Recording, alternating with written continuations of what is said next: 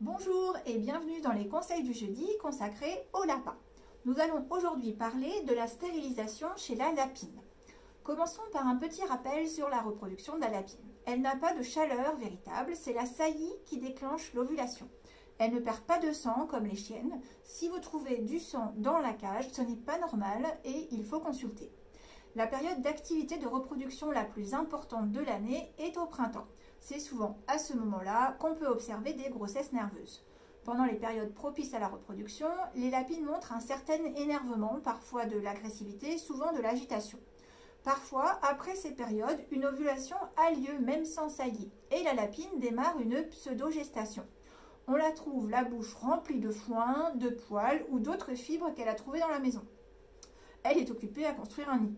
Ce comportement peut surprendre. Il est parfois préférable de lui retirer ce qu'elle garde dans la bouche pour éviter qu'elle n'en avale trop, ce qui risquerait de perturber son transit.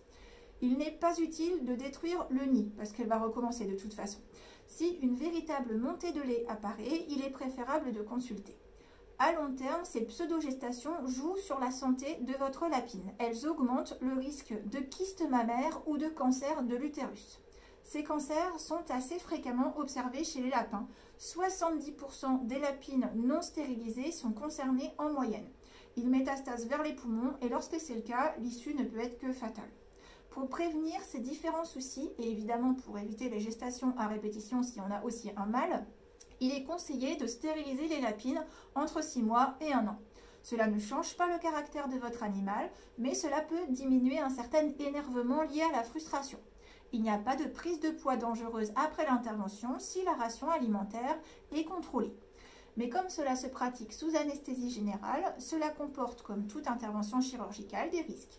Il faut donc en discuter avec votre vétérinaire et prendre toutes les dispositions nécessaires pour que l'opération se passe dans les meilleures conditions possibles. Voilà, c'est tout pour aujourd'hui. À la semaine prochaine.